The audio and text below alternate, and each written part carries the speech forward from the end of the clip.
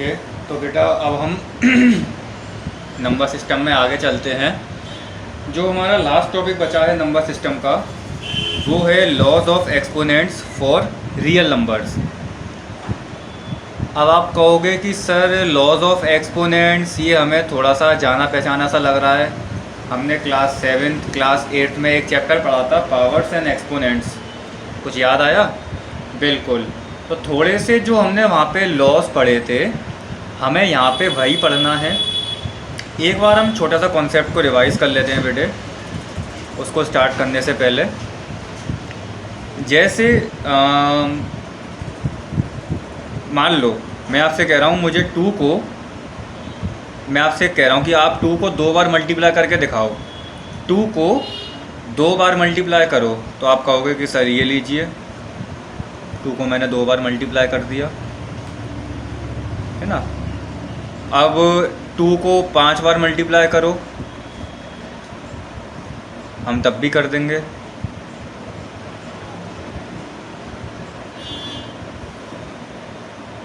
है ना।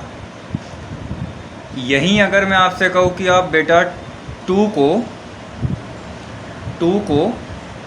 100 बार मल्टीप्लाई करके दिखाओ, मतलब ऐसे 2 into 2 into 2 into 2 up to 100 times, तो आप कहोगे सर हम तो थक जाएंगे, करते करते। तो उस थकान से हमने बचने के लिए एक तरीका निकाला जिसको हम कहते हैं एक्सपोनेंट्स, है ना।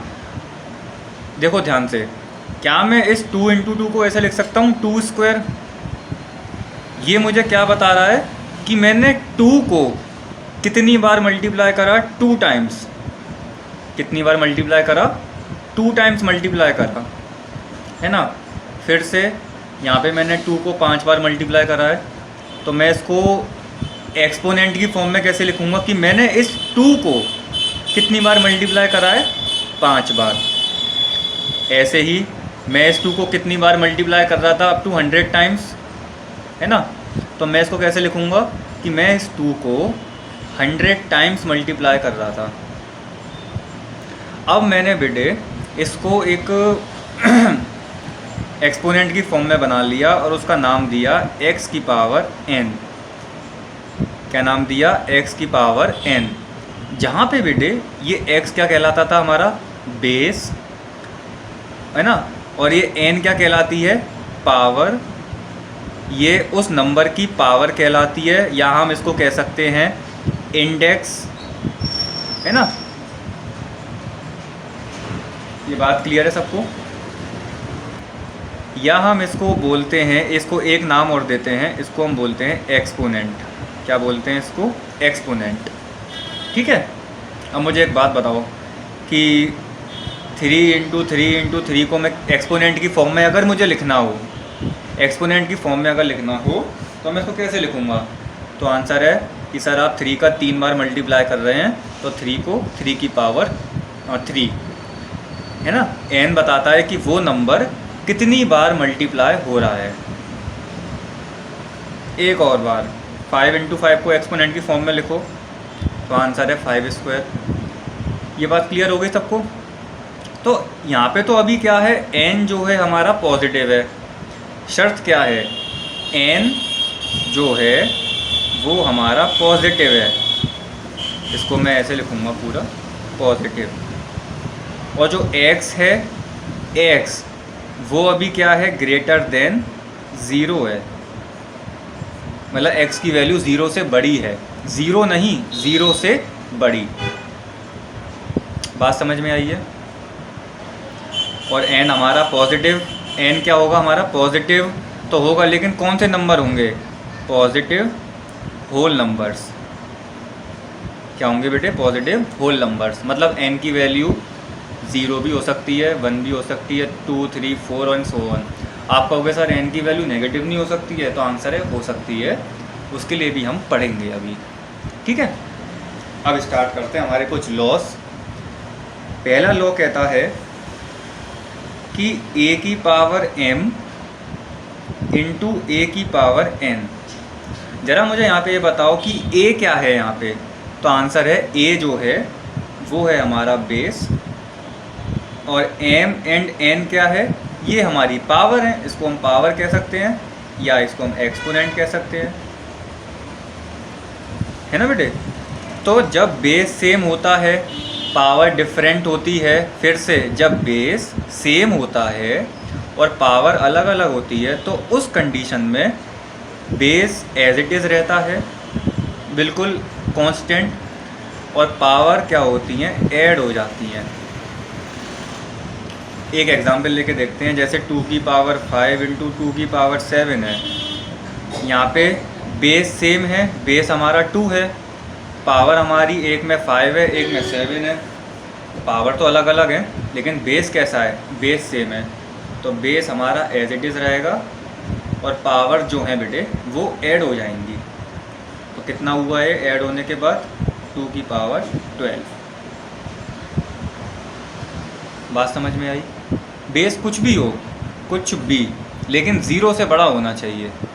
क्या होना चाहिए, ज़ीरो से बड़ा। पर लेकिन बेटा ऐसी बात नहीं है कि a आपका नेगेटिव नहीं हो सकता, क्योंकि हम जानते हैं -2 इंटू -2 कितने किसके बराबर होता है, +4 के, है ना। तो -2 इंटू -2 को मैं ऐसे लिख सकता हूँ -2 का 2 की पावर 2, मतलब -2 की पावर 2 लिख सकते हैं। तो यहाँ पे जो हमारा बेस है अभी इस कंडीशन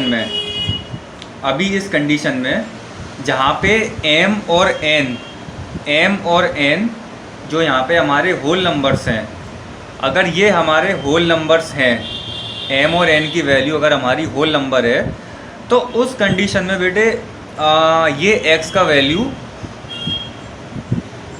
0 से बड़ा हो ऐसा ज़रूरी नहीं है ना। x की वैल्यू नेगेटिव भी हो सकती है, ठीक है ना। मतलब x should be positive, x should be negative हो सकता है, लेकिन ध्यान रहे x की वैल्यू 0 के बराबर नहीं होगी। क्या नहीं होगी, 0 के बराबर नहीं होगी, ठीक है। एक एग्जांपल और लेते हैं, जैसे -3 की पावर 2 इंटू -3 की पावर 4 है ना, हो सकता है। तो यहाँ पे बेस तो हमारे सेम है ना, बेस तो हमारा एज इट इज़ है, पावर अलग अलग है तो पावर क्या होंगी, ऐड हो जाएंगी, है ना बेटे। तो ये ऐड होने के बाद क्या हो जाएगा, 2 + 4 6। अब बताओ -3 की पावर पॉजिटिव है, मतलब इवन नंबर है, तो जब हम -3 का 6 बार मल्टीप्लाई करेंगे तो वैल्यू हमें पॉजिटिव मिलने वाली है। देखो ऐसे,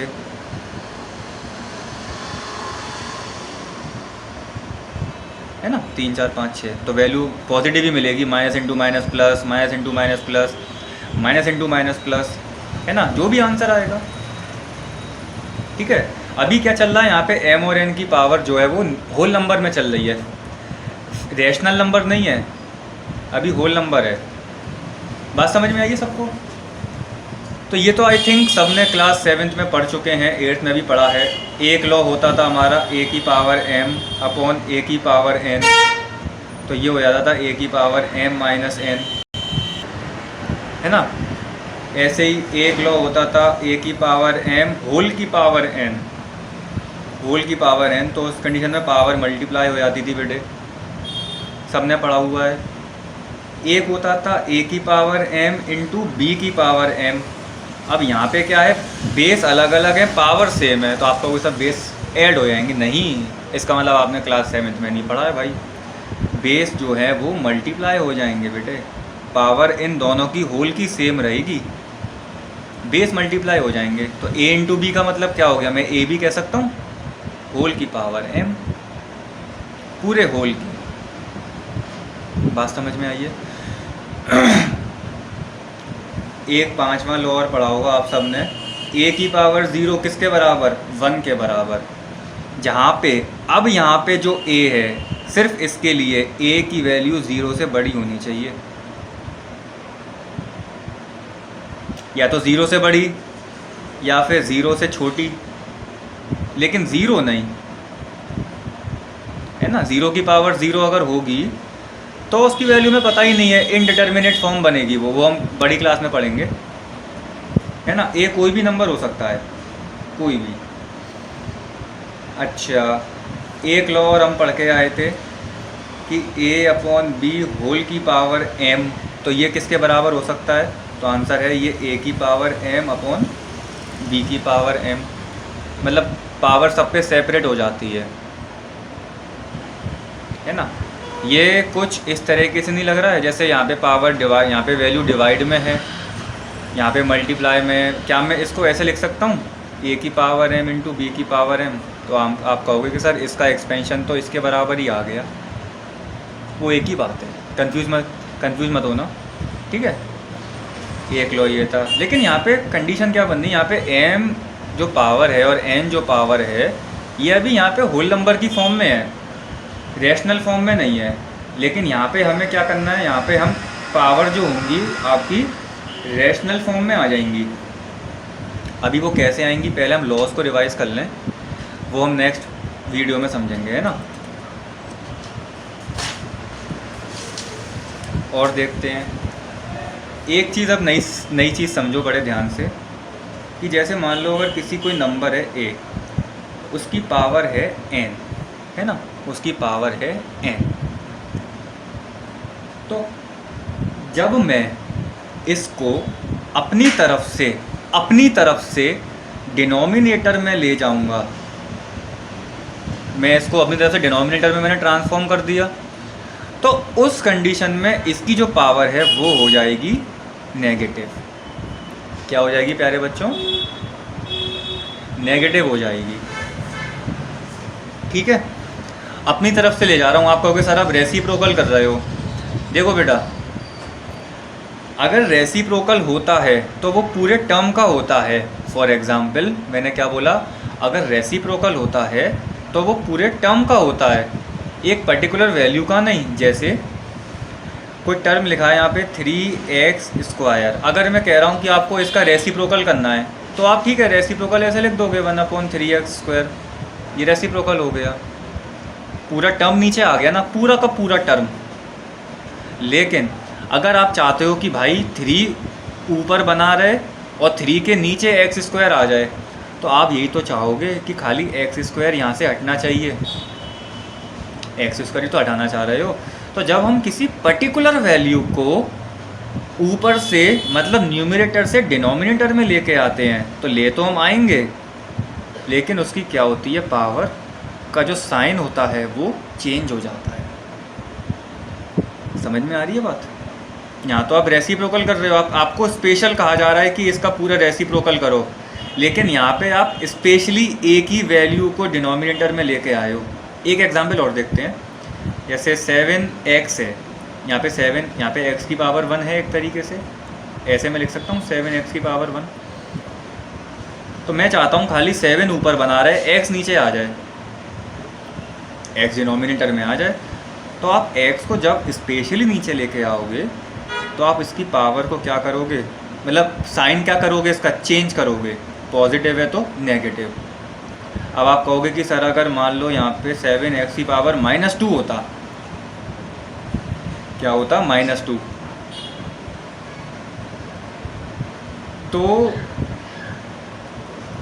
तो क्या होता, पहले हम इस x की पावर को पॉजिटिव करेंगे। कैसे करेंगे? बिल्कुल इसको नीचे ले जाके, जब हम इसको डिनोमिनेटर में ट्रांसपोज करेंगे तो इसकी पावर 2 तो रहेगी, लेकिन साइन चेंज हो जाएगा, है ना। आपने कभी ऐसे सुना है अगर किसी नंबर की पावर नेगेटिव है तो आप इसको ऐसे लिख सकते हो 2 × 2, कभी सुना है? या -2 × -2, कभी नहीं। कर भी मत देना, ऐसा कभी नहीं होता है बेटा। अगर किसी नंबर की पावर जब पॉजिटिव होती है ना, किसी वैल्यू मतलब कोई नंबर है, जब इसकी पावर पॉजिटिव होगी तभी वो 2 बार मल्टीप्लाई होगा। अगर ऐसे दे रखा है तो इसका मतलब आप ऐसे नहीं करोगे, -3 × -3 करने बैठ गए, मैंने बहुत देखा है करते हुए, वो गलत हो जाएगा।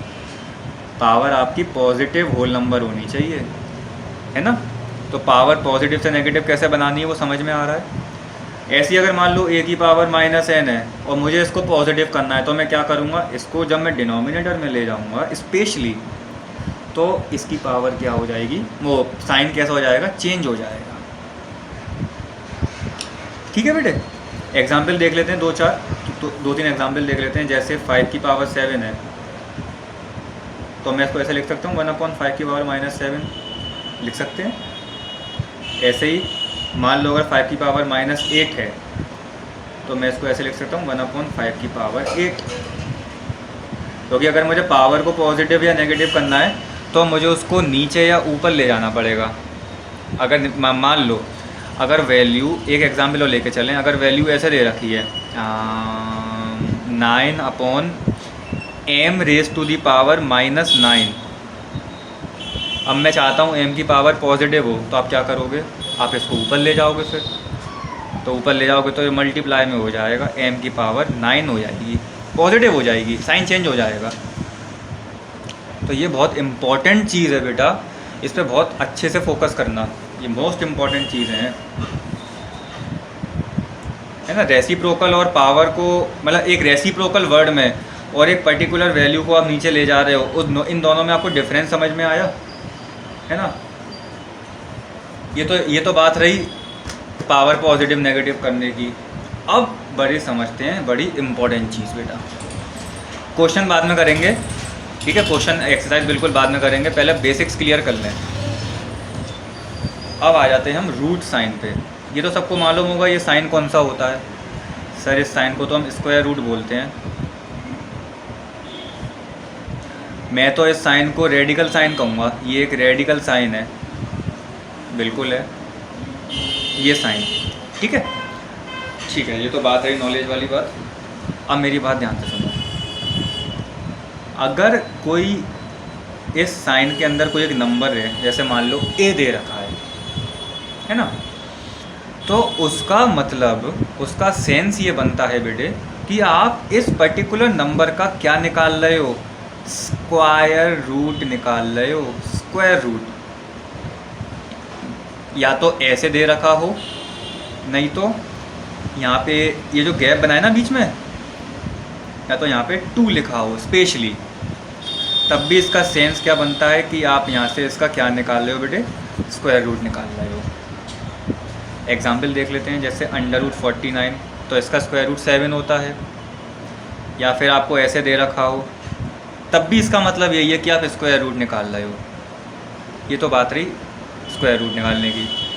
ऐसे ही अगर यहाँ पे आपको मान लो 3 दे रखा हो, तो इसका सेंस क्या बनता है कि आप इसका क्यूब रूट निकाल रहे हो,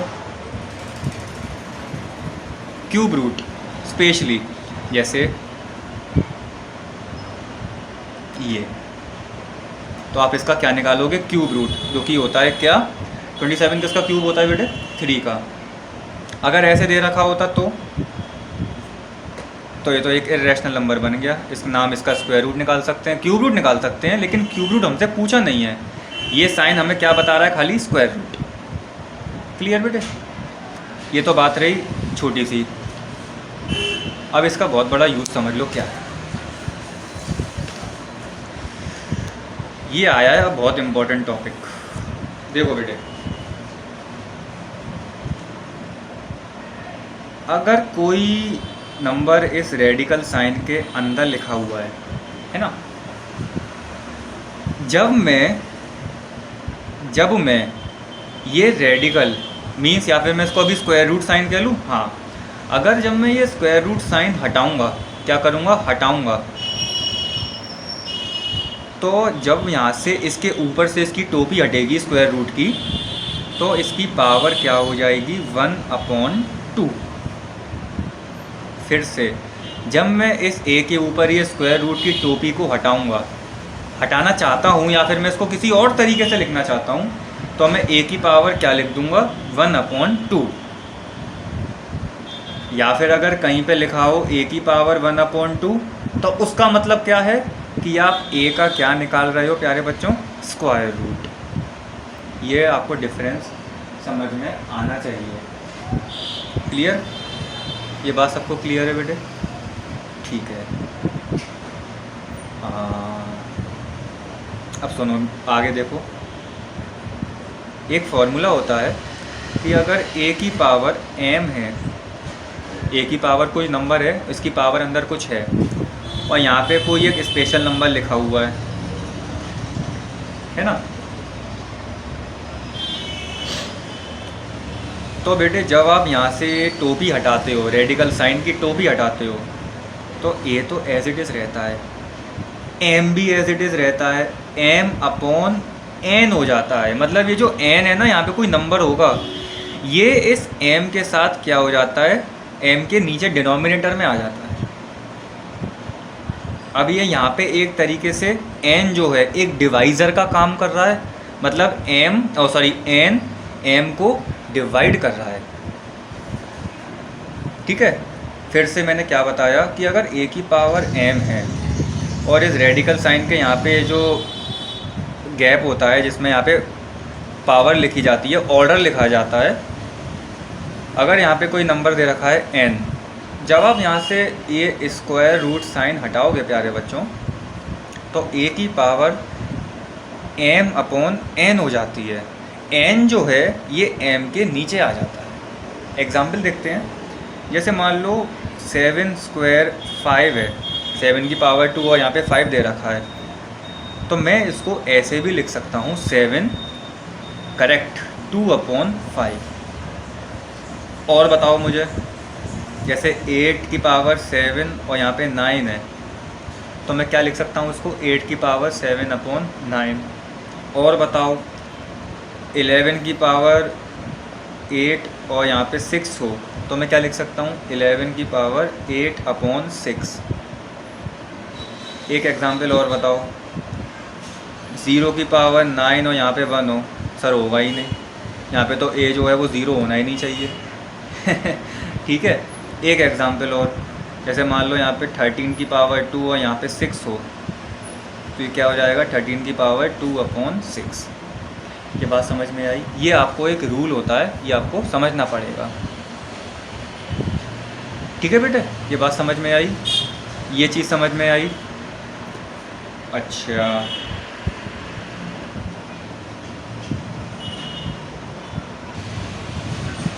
एक बात और समझते हैं, है ना, ये हमारे लिए नए कॉन्सेप्ट्स हैं बेटे।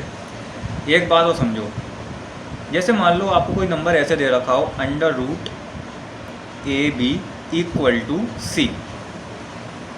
कोई एक एग्जाम्पल, ए बी कोई नंबर है, ए और बी दो अलग अलग नंबर हैं, है ना, ऐसे कोई दे रखा हो, या फिर मान लो ए बी नहीं है, सिर्फ A, under root A equal to C दे रखा हो। ठीक है बेटे, अब जो बता रहा हूँ बहुत ध्यान से समझना। जब आप यहाँ से अंडर रूट साइन हटाओगे, जब आप यहाँ से अंडर रूट साइन हटाओगे, तो ये अंडर रूट साइन यहाँ पे जब इक्वल टू के पुल को पार करेगा, तो यहाँ पे c की पावर कितनी हो जाएगी, 2 हो जाएगी। कैसे हो जाएगी सर? देखो, क्या मैं इस अंडर रूट ए को ऐसे लिख सकता हूँ a की पावर 1/2? सर लिख सकते हैं, बिल्कुल लिख सकते हैं, इक्वल टू सी है। जब आप इसको यहाँ पे ट्रांसफ़र करोगे तो ये 1/2 किस में हो जाएगा, 2 में, है ना। तो जब मैं यहाँ से ये पावर को हटाऊँगा, जब मैं इसको इक्वल टू के पार पहुँचाऊँगा, तो ये ऐसे रिवर्स होके जाएगी और जो नीचे वाला डिनोमिनेटर है ये इसका बन जाएगा numerator, a equal to C square हो जाएगा। और समझते हैं, जैसे मान लो अंडर रूट 8 इक्वल टू 2 दे रखा है, ठीक है, क्या मैं इस 8 को ऐसे लिख सकता हूँ 8 की पावर 1/2? सर लिख सकते हैं, अभी हमने सीखा है, इक्वल टू 2। ठीक है, जब मैं यहाँ से ये रूट वाला वैल्यू, ये पावर यहाँ से रिलीज़ करूँगा और जब ये घूम के यहाँ पे जाएगी, जब ये घूम के यहाँ पे जाएगी तो ये क्या हो जाएगी, 2 की पावर 2, मतलब ये रिवर्स होती हुई जाएगी, ये ऐसे 2 की पावर 2। बात समझ में आई, है ना। तो ये एक समझने वाली बात थी। एक एग्जाम्पल और समझते हैं, जैसे मान लो a की पावर स्क्वायर और यहाँ पे 3 है, इक्वल टू c दे रखा है, चलो b मान लो। तो क्या मैं इसको, अब बताओ मैं इसको कैसे लिख सकता हूँ अगर मुझे यहाँ से रूट रिलीज़ करना हो तो तो a की पावर 2/3 इक्वल टू b। अब आप चाहते हो कि a अकेला हो जाए, भाई a पे कोई पावर नहीं रहे, b पे पावर आ जाए ये वाली, है ना। तो हम यहाँ से उठाएंगे इसको और यहाँ से ये रिवर्स होती हुई जाएगी, तो ये क्या बन जाएगी, b की पावर 3/2। क्लियर। ये एक छोटा सा कंसेप्ट है, ये समझ लो, काम आएगा ये। ठीक है, अभी इस वीडियो में खाली इतना ही बेटे। नेक्स्ट वीडियो में हम थोड़े से कंसेप्ट और क्लियर करेंगे, देन आफ्टर हम आगे बढ़ेंगे। ठीक है।